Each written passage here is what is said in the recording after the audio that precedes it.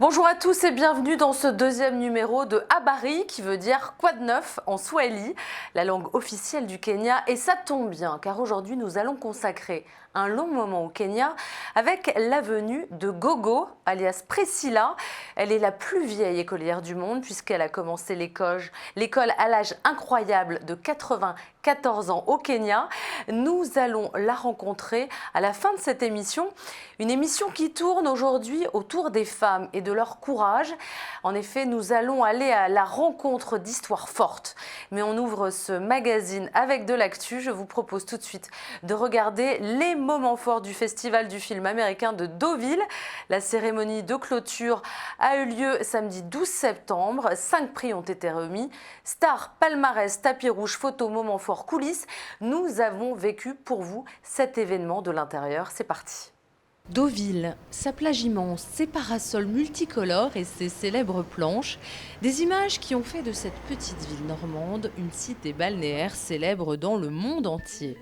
Des clichés immortalisés par le film Un homme et une femme de Claude Lelouch. Mais la ville compte 2 autres emblèmes, son palace, le Normandie, et son casino voisin. Inaugurés il y a plus d'un siècle, ils sont le pied-à-terre de la bourgeoisie parisienne au beau jour. Des premiers week-ends du printemps jusqu'au festival du film américain en septembre, notre équipe va vous faire découvrir les coulisses de ce symbole du luxe à la française avec Cyril Casabo, le directeur. Nous allons voir comment l'hôtel reçoit les festivaliers du film américain de Deauville. C'est une édition 47e qui était vraiment particulière et attendue. Attendue parce que, comme vous le savez, on a traversé cette période 2020 avec toutes ces nouveautés qui s'imposaient à nous, sanitaires bien sûr, de restrictions. Il a fallu s'adapter en 2020. Et donc l'année 2021, on a bien sûr une maîtrise totale bien sûr de tout ce qui est protocole sanitaire. Donc c'est en toute sérénité qu'on a abordé ce festival du film américain de Deauville. Les dernières arrivées de stars dans les hôtels du groupe Barrière de Deauville dans le Calvados sont attendues en début d'après-midi pour le week-end de clôture du festival. Dernière consigne avant le tapis rouge de cette 47e édition du Festival du cinéma américain de Deauville.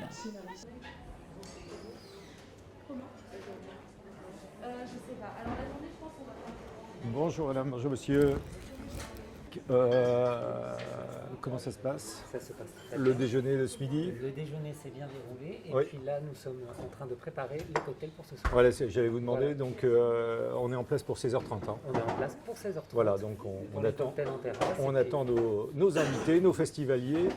Et je vois qu'en plus on a le rayon de soleil, on a la oui, chance oui, d'avoir oui, ce rayon de on avait soleil. commandé Vous avez la spécialement. terrasse qui est complète. Voilà, tout à Donc fait. tout va bien. Tout va bien, monsieur. Eh ben c'est parfait. Je vous dis à Merci. tout à l'heure, Fabien. Il est 9h30 du matin ce samedi. Après la réunion des chefs de Comment ça va, service de Quentin l'hôtel Normandie de Deauville, le partenaire historique du festival du cinéma américain, les dernières consignes sont données à quelques heures du dernier tapis rouge. Les fleurs dans le hall d'entrée sont aux couleurs de l'affiche du festival. Tout est en place, ou presque. L'enjeu de la journée, c'est la clôture. La clôture, bien sûr, alors c'est la mort dans l'âme, parce que nous, on était prêts à continuer. Donc, bien sûr, nous sommes samedi. Clôture veut dire affluence aussi. Beaucoup de festivaliers qui viennent pour ce rendez-vous aussi de clôture. Donc, on a bien sûr des événements, des cocktails, des rendez-vous qui sont organisés et qui sont bien sûr prévus à l'avance. Donc, il faut s'assurer que tout soit bien, toute la mise en place soit bien respectée, parce que tout est bien sûr timé. Et avant d'aller sur le tapis rouge et d'aller voir la dernière projection avec bien sûr tous les prix qui vont être discernés. Donc il y a beaucoup de rendez-vous qui s'organisent entre les festivaliers, les acteurs, les producteurs à l'hôtel de Normandie. Cyril Casabo, le directeur du Normandie, fait une dernière vérification des chambres avant l'arrivée de ses clients dans l'une des plus belles suites de l'hôtel. Une grande attention est portée au protocole sanitaire avec toujours le respect des gestes barrières et de la distanciation. Aucun détail n'est négligé. Je regarde, je contrôle la chambre, la suite, mais qui a déjà été contrôlée. Mais comme j'aime beaucoup et j'y attache beaucoup d'importance aussi avec mon œil, mon regard, de vérifier que tout soit parfait dans les chambres, dans les suites, puisqu'on a des arrivées. On a une arrivée qui est prévue dans celle-ci, dans 2 heures, avec l'un de nos grands clients habitués de la destination de Deauville, habitué du festival. Et je me fais vraiment un immense plaisir de les accueillir. Donc je dois de vérifier que tout soit parfait avant leur arrivée. Ici, les maîtres mots sont sécurité, sourire et confidentialité, car les stars sont très exigeantes. Bonjour mesdames. Bonjour, tout va bien? Vous voyez, le soleil a tenu jusqu'au bout. Pour acteurs, et donc il y a à peu près 2200 chambres qui sont offertes pendant toute la durée du festival. 170 personnes seront accueillies d'ici ce soir. Le grand jury du festival sera réuni dans une des salles de l'hôtel pour un grand cocktail où une boisson préparée spécialement pour l'occasion sera servie. Tout va bien Frédéric? Tout va très bien, monsieur Casabou. Et votre fameux cocktail signature, le Normandie Canot, est-ce que vous pourriez me le montrer, Oui, bien sûr. me le faire goûter? Le Normandie Canot, donc vous parlez du cocktail officiel du festival. Du festival, exactement. Très bien. Alors c'est un cocktail en fait aux notes locales grâce au cidre du Pont-Colette. Et puis on apporte avec ce cocktail aussi le côté américain puisqu'on part sur la base d'un americano. Donc voilà, à base de Campari, de martini rouge et donc de cidre. C'est une création, Frédéric? C'est une création spéciale pour cet événement. Pour la 47e édition du festival. Mais avec grand plaisir, Frédéric.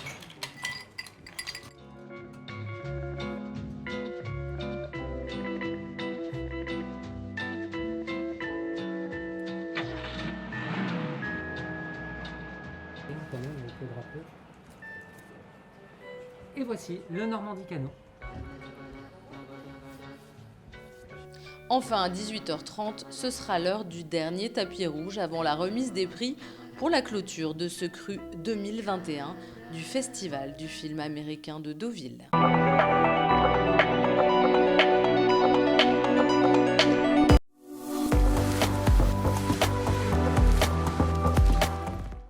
Le Festival du cinéma américain de Deauville a fait le plein de stars cette année.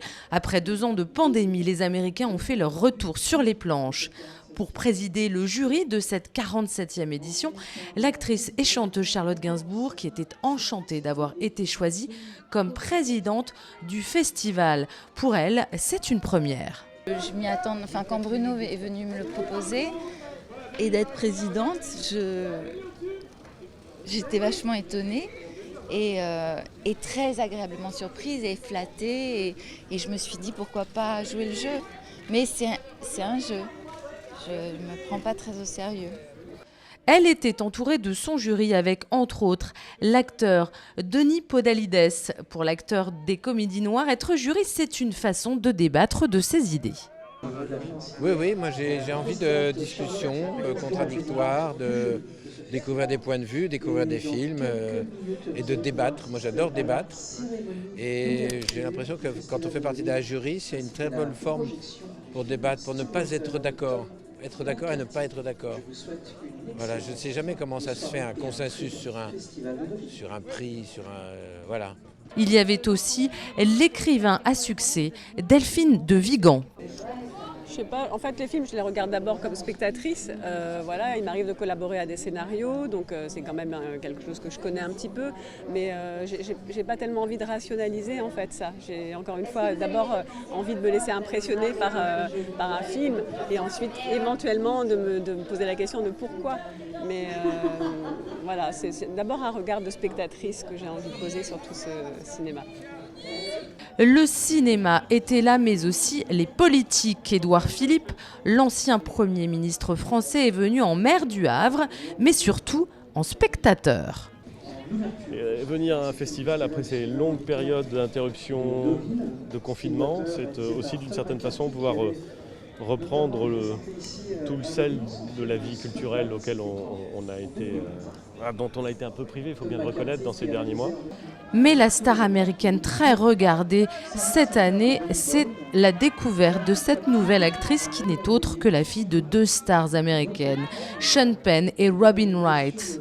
Mais aussi, on a pu voir Johnny Depp et Michael Shannon qui ont reçu des hommages pour leur carrière. Pour le jury du prix Révélation, l'actrice Clémence Poésy, c'est un plaisir de retrouver les salles sombres. Moi, je suis toujours enchantée des endroits qui font se rencontrer des pays, des mondes différents. Et je pense que voilà, on en est toujours plus riche de ces rencontres et de ces mélanges. Et le festival s'est terminé avec la cérémonie de clôture et la remise des prix au Centre international de Deauville, au terme d'une journée où Michael Shannon a été à l'honneur, recevant le Deauville Talent Award. Plébiscité cette semaine par le public, le film Down with the King est aussi récompensé par le jury, présidé par Charlotte Gainsbourg cette année. Le prix du jury a été donné à Pleasure de Nina Thiberg et à Red Rocket de Sean Baker. Le prix de la révélation a été donné à John Handhole de Pascal Suisto, le prix du public pour Blue Bayou de Justin Sean, le prix du jury de la critique pour Red Rocket de Sean Baker et enfin le prix d'Ornano Valenti pour les magnétiques de Vincent Maël Cardona. À l'année prochaine. Place maintenant aux femmes qui ont décidé d'entreprendre. Alors si vous vivez au Togo, vous avez déjà peut-être entendu parler de Kabawash. C'est une start-up de lavage automobile à domicile portée par une jeune entrepreneure togolaise qui a décidé de vivre sa passion en se faisant former en France afin d'offrir un service professionnel de qualité à ses clients. Lancé tout récemment, le projet fait déjà des émules dans la capitale togolaise. Reportage Nicolas Louya.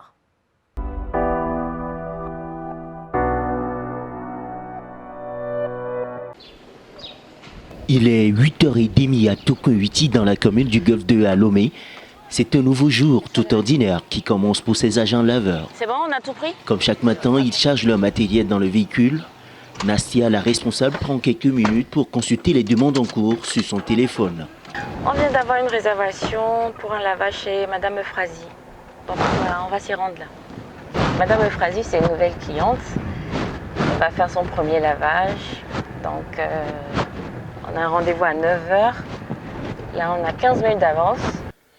Nastia Ronledi a lancé Kabaosh, sa start-up de lavage auto à domicile, il y a tout juste 1 an et demi. Motivée par la vision d'offrir un service professionnel de qualité, la jeune entrepreneur a donc décidé de se faire former en France. Aujourd'hui, elle ne regrette pas son choix. Ceux qui font le lavage auto à domicile, ils ne sont pas pressés. Vous prenez un rendez-vous, vous savez que voilà, pendant 2 heures ou 2 heures et demie, on s'occupe que de votre voiture. Et j'ai commencé à m'intéresser à la chose. Et après, je suis partie en France me faire former chez un monsieur qui forme des gens au lavage. Moi, je vis de ça aujourd'hui. Je paye mes factures avec, je paye mes employés avec ce travail. Après une demi-heure de route, nous voici chez Euphrasi. Bonjour. Pour ce premier test, cette dame a opté pour une formule simple, lavage, aspiration intérieure. Munie d'un tube dégraissant, Larry s'est chargé de nettoyer l'intérieur. Une tâche très minutieuse qui prend généralement plus d'1 heure. On va essayer de laver le contreporte de la portière. Vu que pour certaines voitures, il y a des graisses et des huiles là-bas, on ne peut pas laisser comme ça. On prend soin de ça avant de pouvoir aller sur les choses essentielles. Le second agent laveur, équipé d'une brosse adaptée, s'occupe de rendre propres les pneus et les requins des jantes. Pendant ce temps, Nastia a elle-même s'affaire à laver l'extérieur. En seulement 3 heures de lavage, le véhicule est prêt à retourner à son propriétaire. Toute heureuse, Euphrasi va débourser 3 000 francs pour le service. C'est bien, j'adore. Et c'est propre comme jamais, quoi. Ça me permet de gagner du temps aussi parce que moi, je travaille depuis la maison et je n'ai pas le temps d'aller m'asseoir au service de lavage. Ailleurs, comme dans cette laverie classique située en bordure de route à Adéhui dans la commune du Golfe 3, la même prestation est facturée à 2 000 francs, mais beaucoup moins satisfaisante. Dans un secteur dominé par les hommes, le choix de Nastia de faire du lavage auto un métier séduit tout le monde. Intérieur comme extérieur. Restons au Togo où vous allez découvrir que de nombreuses femmes ont décidé de se mettre au sport, comme la boxe par exemple, mais pour lutter contre les violences conjugales dont elles sont victimes. Se défendre, certes, mais c'est aussi pour elles une façon de se réparer. La résilience par le sport, c'est un sujet de nos correspondants locaux au Togo.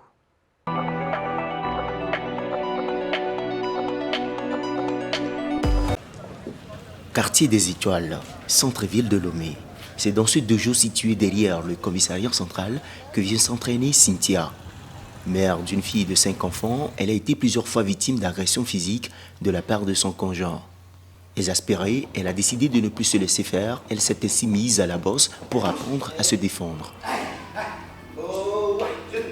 Au début, c'était pas comme ça. C'était bien. La relation se passait bien jusqu'à ce que je tombe enceinte. Bien sûr, quand je suis tombée enceinte, il était parti en voyage, il est revenu. Il a commencé par avoir des filles. On n'habitait plus ensemble, c'était dans la maison familiale. Lui, il avait loué un appart là où il ramenait des filles et tout. Quand j'ai accouché de ma fille à 3 mois, il est venu nous visiter à la maison familiale, m'a demandé à ce que je vienne et qu'on discute dans la chambre. Quand je suis rentrée dans la chambre, je ne savais pas qu'il avait un plan en tête. Alors il a commencé par frapper avec des trucs, des thermos, des chaises, des trucs. Après ça, je ne voulais pas de pardonner, mais je me suis dit, c'est le père de ma fille. Il fallait que je fasse une exception. Donc, je lui ai pardonné, on a repris. Mais ça se voyait clairement qu'il ne voulait pas changer. Alors, je me suis dit que je n'allais plus jamais me laisser faire. Et j'ai repris la boxe taille. Parce que déjà, je faisais la boxe taille. Mais quand je suis tombée enceinte, j'ai dû laisser pendant 2 ans, je crois. Entraînée par le coach Henri Gallard, Cynthia a réussi non seulement à avoir confiance en elle, mais surtout, elle n'abandonne plus les vérités de résister aux brimades de son époux.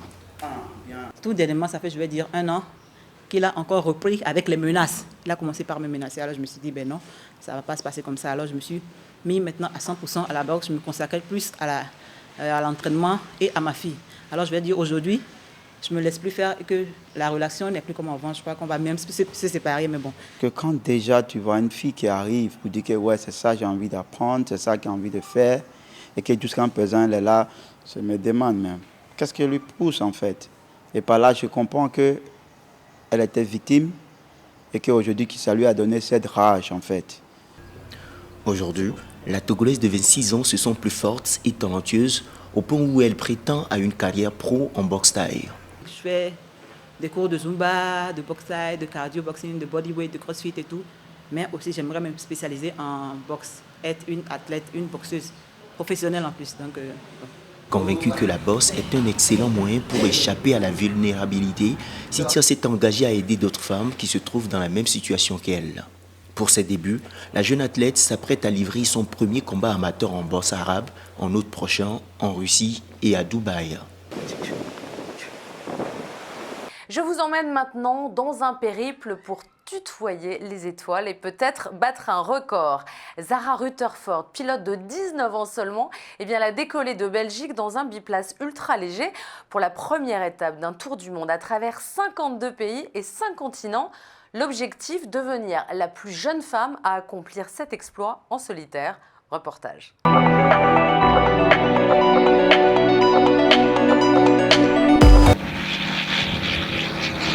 À l'aéroport de Courtrai, en Belgique, à bord d'un avion de sport et cheveux au vent, Zara Rutherford est sur le point de rentrer dans l'histoire de l'aviation.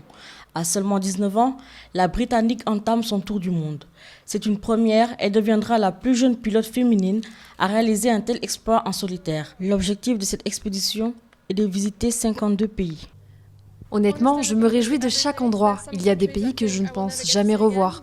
Peut-être que l'Arabie Saoudite, c'est un pays tellement unique, j'ai hâte d'y être. Le Groenland est magnifique, le nord de la Russie, encore une fois, très éloigné. Je ne pense pas que je reverrai ça un jour. Je ne dirais pas que j'ai hâte d'être seule. J'ai hâte de découvrir les cultures, les pays, les gens que je vais rencontrer. Je pense que ce sera une expérience extraordinaire, que j'ai beaucoup de chance de pouvoir vivre. À l'aéroport de Courtrai, sa famille, ses amis, le maire de la ville et quelques journalistes se sont réunis pour assister au début de son aventure. Pour sa mère, Béatrice de Smet, c'est une fierté de voir sa fille réaliser ses rêves. Selon elle, cette performance que s'apprête à faire Zara fait d'elle un modèle de détermination. Je suis extrêmement fière, non seulement du vol qu'elle va entreprendre là, mais aussi la mission qu'elle voudrait réaliser derrière, c'est-à-dire faire rêver des petites filles de suivre leurs rêves et to reach for the stars. Si tout se passe comme prévu, Zara Rutherford sera de retour en Belgique le 4 novembre. À l'issue de cette expédition, elle souhaite entamer des études d'ingénieur. Direction maintenant le Cameroun, où vous allez découvrir quelles sont les politiques de prévention mises en place pour lutter contre les violences domestiques. La lutte contre les violences faites aux femmes semble être une préoccupation constante des pays africains qui s'efforcent depuis quelques années de reconstruire pour les femmes une citoyenneté garantissant leur dignité. Ces pays ont déjà compris que l'atteinte à l'intégrité physique, psychologique et morale ne saurait continuer à se justifier par des habitus socio-culturels ou historiques. C'est le cas du Cameroun. Reportage Chimène Baleba.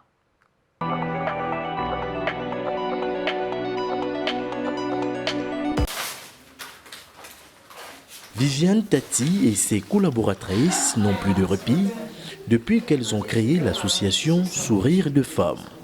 Ces jeunes Camerounaises se sont assignées pour mission principale de lutter contre toute forme de violence faite aux femmes, puisqu'elles en sont des survivantes. La violence, c'est quelque chose qui vous poursuit toute la vie. Et nous le disons parce que nous-mêmes, dans notre association, nous sommes principalement des survivantes de violence. Et parce que nous avons lutté pour pouvoir nous en sortir de ce cycle d'autodestruction qu'entraîne la violence que l'on subit. Avec leurs maigres ressources, elles viennent en aide à ces femmes victimes de violences conjugales. Une mission périlleuse puisqu'en plus des menaces des époux des victimes, elles font face à la résignation de celles-ci, lesquelles refusent souvent de porter plainte contre leur bourreau. La mère qui est victime de violences conjugales, physiques du père en question a peur de dénoncer et on considère que non. Si ce n'est pas la mère, l'oncle qui dénonce, alors personne ne peut le faire, alors que tous les voisins autour sont au courant. Ils veulent faire quelque chose, on a les mains bloquées. Les victimes ne voient pas l'importance de sortir de ce déni parce qu'elles se disent que oui, je vais le faire. Maintenant, tu vas te porter plainte et qu'on ne lui fait rien. C'est toujours moi qui vais subir. Vous allez rentrer chez vous. Cette résignation contribue malheureusement à accentuer le phénomène. Car selon un rapport des Nations Unies, 54,54% des femmes camerounaises sont victimes au quotidien de violences physiques. À cela s'ajoute le viol. Cette jeune femme que nous appellerons ici Mirabel a vécu l'enfer. Elle a tenté en vain de se donner la mort après avoir été abusée par un de ses pasteurs. Bref, quand il l'avait eu ancré dans mon corps, vous voyez, non, la sensation qu'elle sentait une douleur bizarre, je pense bien qu'elle m'était évanouie. Et quand je me réveille, quand je reviens dans moi, il n'y avait plus quelqu'un dans la salle. J'avais mis une corde au niveau de mon cou, dans la douche. Je m'en souviens. C'est là, ce jour-là, apparemment, je m'étais réveillée à l'hôpital. Après ses multiples tentatives de suicide, elle a finalement trouvé refuge en l'Éternel. Si ce monde m'abandonne, si mes parents m'abandonnent, ton amour veille sur moi, je vivrai. L'État camerounais, malgré l'ampleur du phénomène, a ratifié un certain nombre d'instruments juridiques internationaux et régionaux. Par ailleurs, la législation interne s'efforce dans une large mesure d'intégrer le principe d'égalité et de non-discrimination pour ce qui est de la reconnaissance et de l'exercice des droits des femmes camerounaises. C'est bientôt le week-end, alors pourquoi ne pas en profiter pour aller se détendre au cinéma? Alors voici notre coup de cœur de la semaine, c'est Gogo. Le nouveau film de Pascal Plisson est déjà célèbre pour son film Le chemin de l'école. Cette fois, il nous raconte l'histoire de Gogo, la plus vieille écolière au monde. Elle est allée à l'école à l'âge incroyable de 94 ans. Aujourd'hui, elle en a 97. La femme du président de la République, Brigitte Macron, est fan de Gogo. Elle a même assisté à la première de Gogo, un documentaire consacré donc à cette écolière de 94 ans. Je vous propose tout de suite de découvrir un extrait.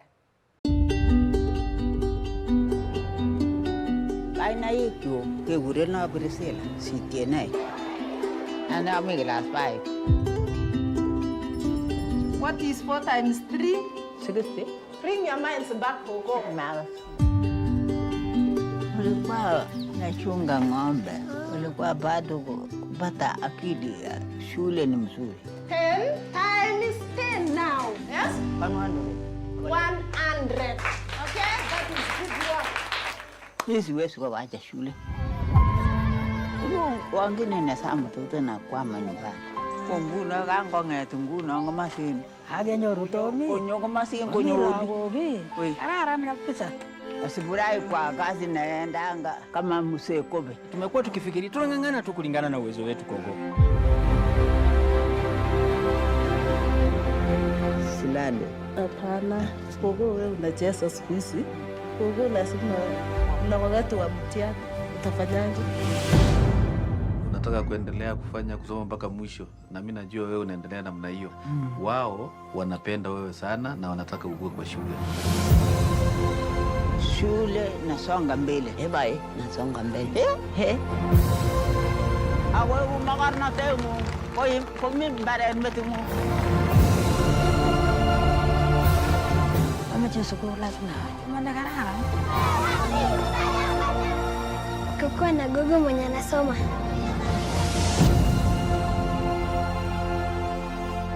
Ako tunguna ngogera alaji uni bomi. Komogero wala tilil mauje bioto kemira wale.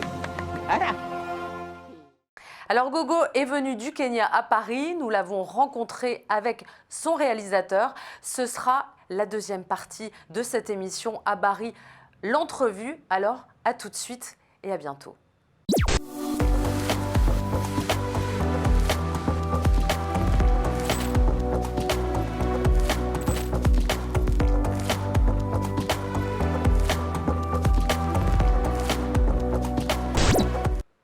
Alors Gogo est venu de son petit village du Kenya à Paris et nous l'avons rencontré avec son réalisateur. C'est Habari, l'entrevue en deuxième partie de cette émission. À tout de suite.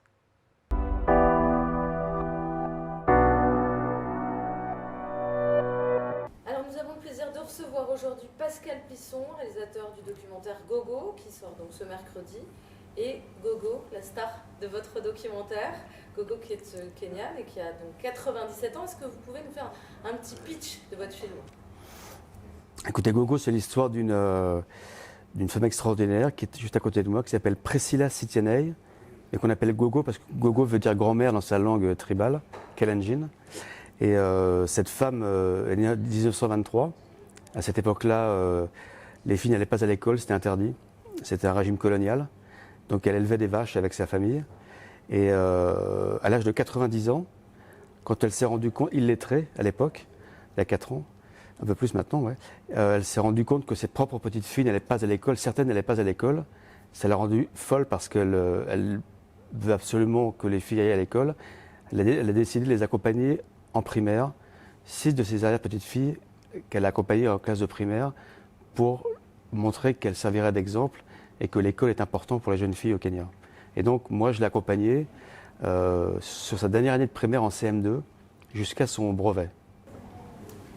Alors, Pascal, comment vous avez eu l'idée de ce film? En fait, ce film est né... En fait, moi, j'ai passé beaucoup de temps au Kenya. J'ai passé 12-13 ans au Kenya. Pour quelle raison? Pour la BBC, National Geographic, je faisais des films sur les animaux là-bas. J'ai fait le chemin de l'école, il est né là-bas. Et en fait, c'est un ami qui m'a... Il y a un petit article dans un journal qui est sorti local, un journal local, et cette personne sait que je cherche des histoires très fortes dans ce... Voilà. Et donc il m'a appelé. Et puis, combien de temps? C'était en 2017. Ah oui. 2018, ouais. Et donc, une fois que j'ai eu connaissance de l'histoire, bien évidemment, j'ai pris le premier avion, je suis allé au Kenya, je suis allé la rencontrer, je suis allé dans sa petite maison, complètement perdue dans la campagne à l'ouest du Kenya. Où est-ce qu'elle est? Dans quelle partie du Kenya où vous habitez? Alors, elle est dans l'ouest, près d'une ville qui s'appelle Eldoret. C'est à l'ouest du Kenya, près du lac Victoria. Près du lac Victoria. Voilà, dans un tout petit village qui s'appelle Eldoret. Et en fait, une fois que j'ai rencontré Gogo, elle m'a accueilli chez elle. Elle était assez surprise de voir arriver comme ça les Occidentaux pour faire un film sur sa vie, ou en tout cas sur son année scolaire. Elle avait peur qu'on la ridiculise un petit peu, qu'on se moque d'elle, de voir cette vieille femme en uniforme avec des enfants à l'école. C'était un peu son appréhension.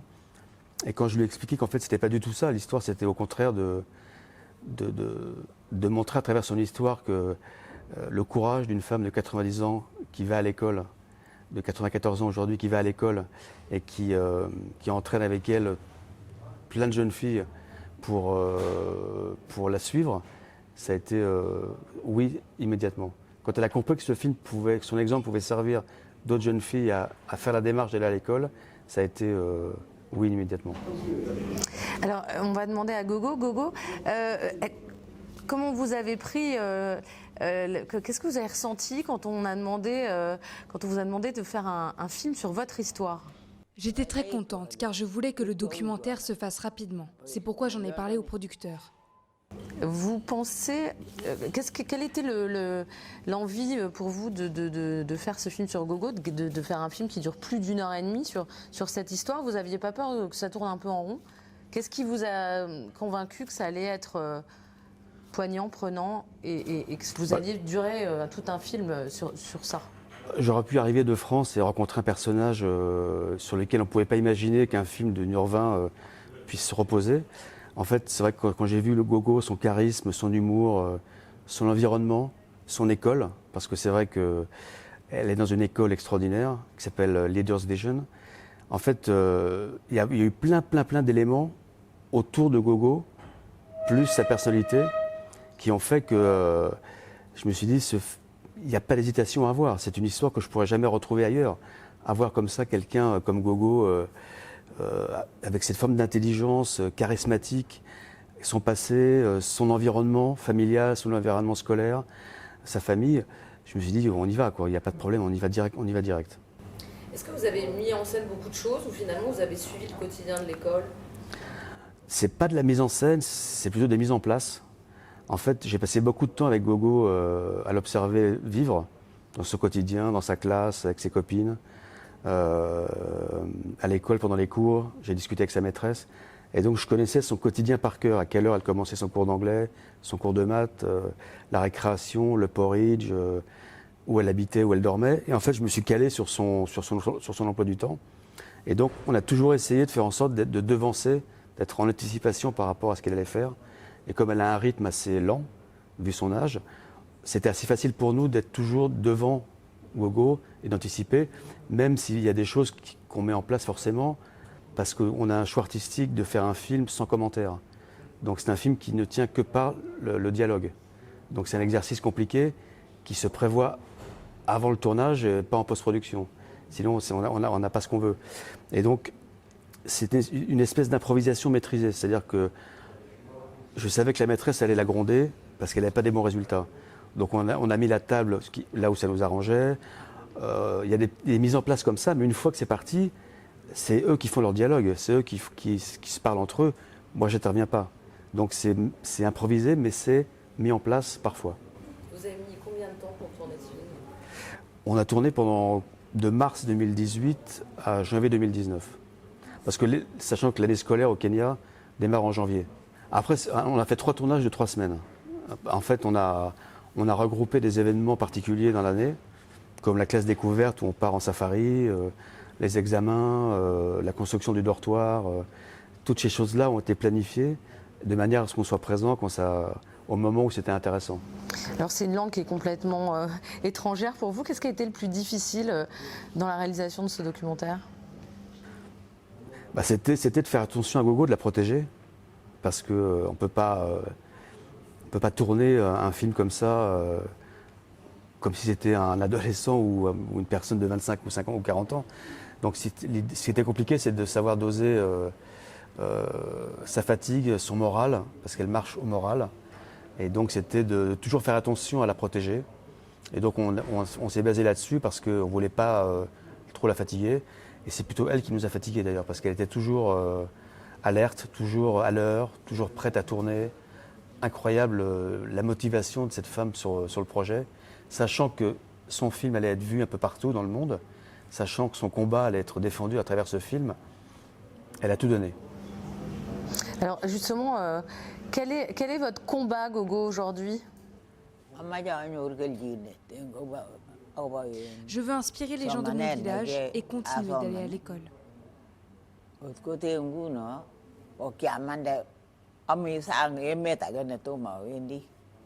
Pourquoi les petites filles ne vont pas à l'école alors que l'école est obligatoire depuis 1963? Quel est le principal problème? Est-ce qu'il n'y a pas assez d'écoles? Il n'y a pas assez d'instituteurs? Est-ce que c'est les parents qui empêchent les petites filles d'aller à l'école ou c'est elles qui ne veulent pas étudier?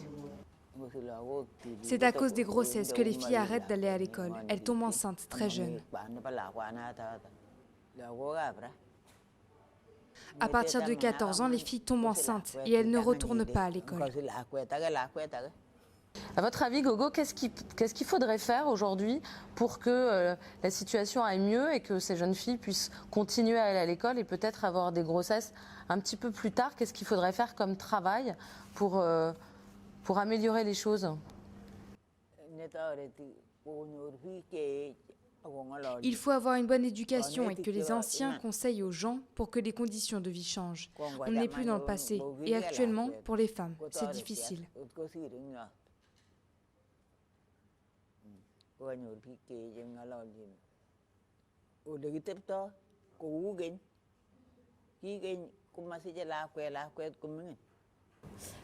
Gogo, à votre avis, pourquoi il y a eu une dégringolade du système scolaire depuis les années 90, alors que le Kenya a été longtemps presque un modèle de scolarisation? Quelles sont les raisons de cette chute et de ce retour en arrière, en fait? C'est la liberté. Les gens ont beaucoup plus de liberté qu'avant. À cause de ça, les jeunes consomment de plus en plus d'alcool et ils ne respectent pas les conseils des parents. Les jeunes n'ont plus d'éducation.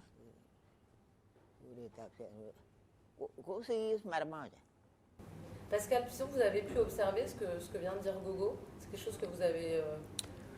Ouais, c'est très compliqué au Kenya. En fait, l'école primaire est obligatoire.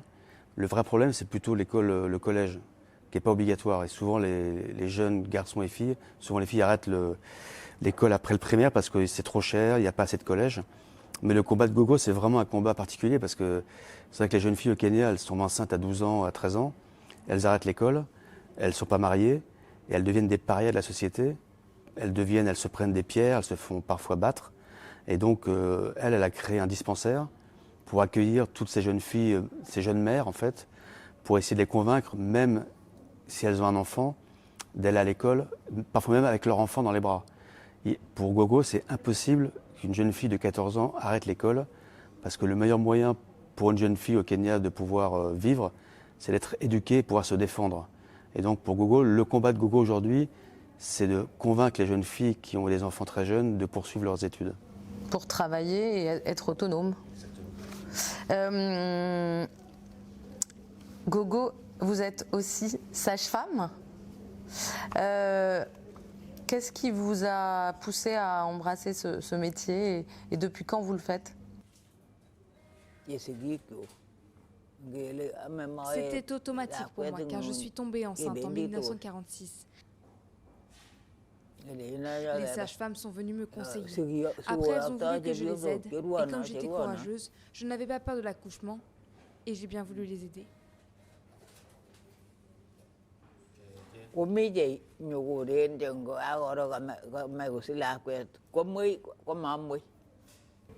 Est-ce que Gogo, vous pensez qu'aujourd'hui, au Kenya, il y a suffisamment de maternité en brousse pour que les femmes puissent accoucher dans des circonstances sanitaires qui sont OK?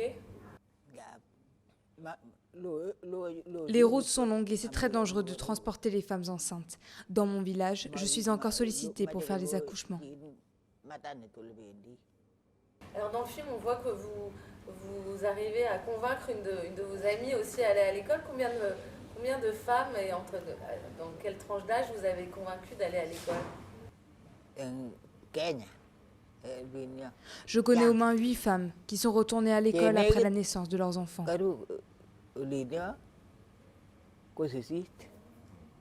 Pascal Pisson, est-ce que vous avez une idée du nombre de femmes que ce film a touché, de la publicité que ça a fait dans le pays? L'histoire de Gogo, déjà, il y a 300 jeunes filles qui ont pu intégrer l'école grâce au dortoir qu'elle a fait construire dans l'école de Samy. Et c'est vrai que des femmes âgées à l'école, à mon avis, pas beaucoup, parce qu'il y a des endroits où elles n'ont pas la chance forcément d'avoir un directeur d'école qui accepte qu'une femme de 80 ou 85 ans aille à l'école, parce que Gogo, au départ, personne ne voulait d'elle à l'école. Ils voulaient tous l'envoyer dans un hospice pour les vieux ou la renvoyer chez elle. Personne ne pouvait comprendre qu'elle décide à 90 ans d'aller à l'école. C'est incompréhensible. Et c'est Samy, le directeur de l'école, après Gogo était la voir 4-5 fois, qui a finalement accepté qu'elle rentre à l'école. Mais c'est extrêmement rare. Et au niveau des jeunes filles, maintenant son histoire a fait le tour du pays. Et il y en a beaucoup maintenant qui, grâce à Gogo, dont les parents acceptent que leur fille aille à l'école. Alors Gogo n'a pas reçu de salaire, hein, je crois, pour ce film, puisqu'on ne peut pas la payer, elle fait un documentaire. Est-ce qu'elle a demandé à construire donc un dortoir et un dispensaire? Donc ça y est, ce dortoir et ce dispensaire ont été construits, ils sont en marche, c'est en route? Oui, le dortoir est terminé.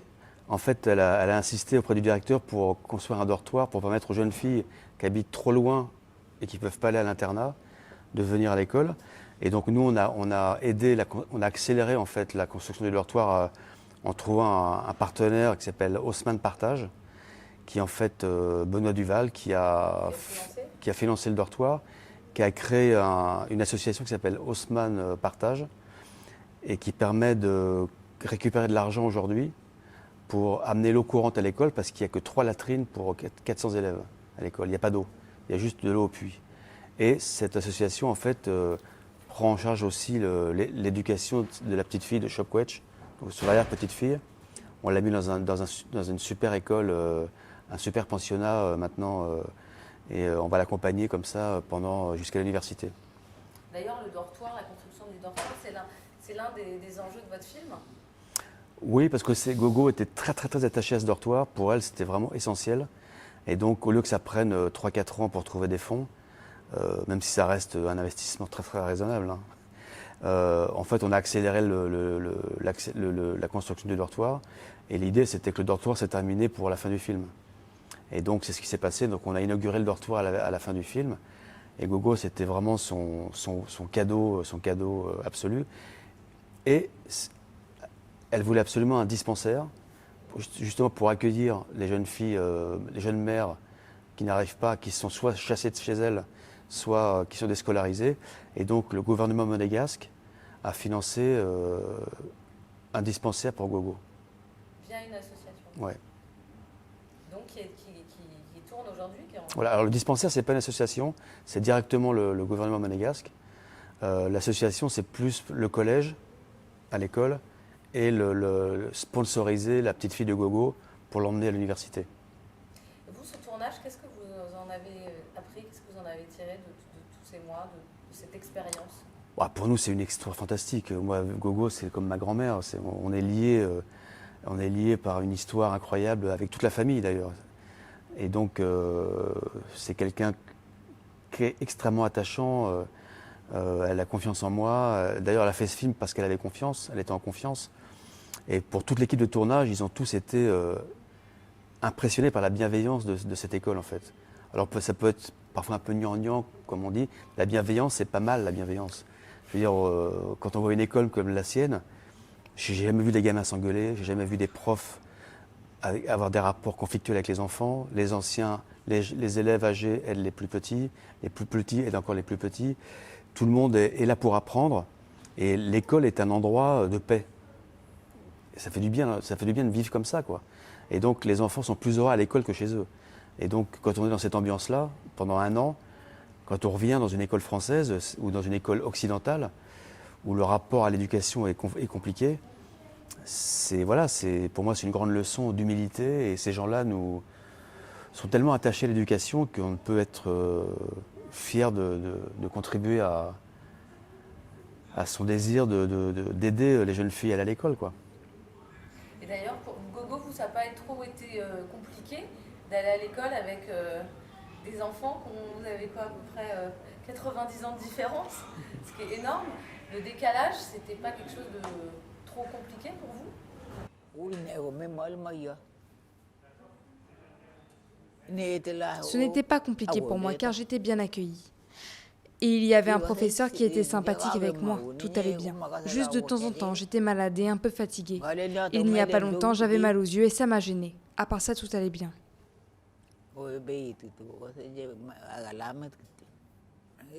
Des fois, j'étais un peu fatiguée, mais j'avais le droit de sortir et de marcher de temps en temps.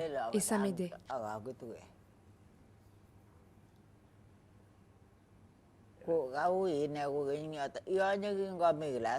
Aussi, en deuxième année, quand j'étais en primaire, j'ai réussi mon examen. J'étais très fière, mais les enfants n'étaient pas contents. Les enfants trouvaient que j'étais trop forte et que ce n'était pas juste. Mais maintenant, ils sont d'accord et c'est une belle histoire quand même. Ou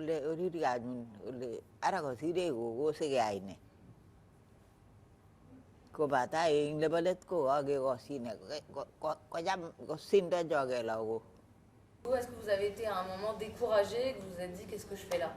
Ça ne me décourage pas. J'avais des problèmes avec les mathématiques. Ça a été dur. Est-ce que vous avez encore des envies, des rêves aujourd'hui? J'aimerais bien continuer à aller à l'école et même jusqu'à l'université. Mais avec les yeux qui me font mal, c'est compliqué.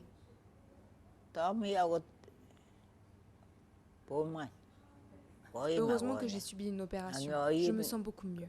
Avec le Covid, je ne pouvais plus aller à l'école, mais maintenant je peux y retourner. Et aussi, je veux encourager les jeunes filles qui sont déjà mères à retourner à l'école. Vous trouvez pas ça fou? Parce qu'elle puissant qu'elle ait envie de continuer des études je crois encore à cet âge? Je crois que c'est ce qui la maintient aussi dans cette condition physique, parce que c'est vrai qu'elle vient d'une tribu qui s'appelle les Kalenjin. Ce sont les coureurs des hauts plateaux au Kenya. Son école est à 2200 mètres d'altitude. C'est vrai que c'est une population qui est qui a une longévité incroyable. Son frère, je crois, à 99 ou 100, enfin bon. Je pense que Gogo n'arrêtera jamais l'école. Là, malheureusement, au Kenya, ils ont arrêté l'école pendant 1 an à cause du Covid. Et donc, ça lui a fait arrêter. Elle devait redoubler son CM2 parce qu'elle avait loupé son examen. Et donc, elle a été arrêtée pendant 1 an. Donc, elle s'est occupée du dispensaire pendant 1 an. Reprendre l'école aujourd'hui, faut voir dans quel état elle sera. Faut voir dans quel état elle sera dans quelques semaines, quelques mois. Mais je pense que l'école, elle est tellement bien à l'école, et puis en plus, elle est elle motive tous les enfants de l'école. Donc, pour le directeur de l'école, avoir Gogo à l'école, c'est un point très fort parce que tous les élèves l'adorent. C'est un peu c'est la mascotte de l'école, Gogo. Donc, elle se sent bien à l'école. Elle est utile. Elle mange à la cantine avec les enfants. Elle dort dans le dortoir. Elle passe 3 mois. C'est les sessions de 3 mois. Donc, elle part 3 mois à l'école. Après, elle rentre en vacances. Elle repart 3 mois à l'école. Et c'est ce qui la maintient dans l'état où elle est aujourd'hui. En fait, Gogo, elle a besoin d'avoir des projets. Là, son projet, c'était de venir en France. Ça fait 2 ans que sa valise est prête. Ça fait 2 ans qu'elle nous parle de la France. Ça a failli pas se faire. C'était très très compliqué de la faire venir, je ne vous cache pas. Vu son âge et vu la situation sanitaire. Et pour elle, aujourd'hui, c'est le voyage de sa vie, quoi. Gogo, vous imaginez un jour venir à Paris? Et qu'est-ce que vous avez ressenti quand vous êtes descendu de l'aéroport et que vous avez vu la ville? Je n'ai jamais pensé pouvoir venir en France. Quand j'ai rencontré Pascal, j'ai eu envie de voyager et de continuer à raconter mon histoire avec les gens qui veulent aller à l'école. Je suis très contente. C'est très différent, mais ça ressemble un peu à chez moi. J'ai vu la terre et les arbres, et j'ai découvert les trains et les métros. Entre l'aéroport et Paris, il y a des arbres sur l'autoroute. Ouais. Donc elle trouve ça très joli parce qu'il y a de la végétation. Et la Tour Eiffel, vous l'avez vu la Tour Eiffel? Oui, mais ce qu'elle a vraiment adoré, elle est très catholique. Et donc, on l'a emmenée à la messe à l'église Saint-Sulpice. Et ça, elle a halluciné dans l'église Saint-Sulpice de la propreté de l'église. Elle me demandait qui l'avait par terre parce qu'elle trouvait ça fantastique. Et puis, on est allé prendre un café au Deux Magots. On est allé après l'église Saint-Germain. Et donc, en fait, elle peut pas trop sortir, pas trop marcher parce que c'est compliqué pour elle. Mais elle a beaucoup aimé les églises, en tout cas pour l'instant. Et puis, on va aller se balader en bateau-mouche d'ici quelques jours. Comme ça, elle sera assise dans un bateau-mouche pour voir Paris, c'est parfait. Donc, ça va être la grande sortie dans les jours qui viennent. Alors, et vous pensez déjà à votre prochaine histoire? Vous l'avez? Alors, j'en ai 2. Je prépare un grand doc sur le handicap. Et puis, je prépare un film qui s'appelle Le Petit Chasseur de Miel, qui est l'histoire de 3 enfants qui partent avec un oiseau qui chasse le miel, un oiseau indicateur de miel, dans une montagne en Éthiopie pour ramener un miel mythique pour sauver la femme du chef du village. C'est une histoire qui est inspirée d'une histoire vraie, parce que l'oiseau existe vraiment, ça s'appelle un oiseau indicateur. Il guide les gens vers les ruches de miel sauvage. Et on offre la part à l'oiseau pour le remercier de les avoir emmenés, d'avoir emmené les enfants aux ruches. Donc on a écrit toute une histoire, toute une fiction autour de cette histoire. C'est très poétique, ça va être un grand voyage en Éthiopie avec 3 gamins qui partent avec un petit oiseau pour ramener un miel particulier. Donc ça va être très comme un conte. Voilà. Gogo, merci beaucoup d'avoir été parmi nous, Pascal Plisson aussi. On souhaite un grand succès à ce documentaire. Il y a un message de fraternité, de paix, d'amour. Bravo pour ce film. Bravo Gogo. Et merci.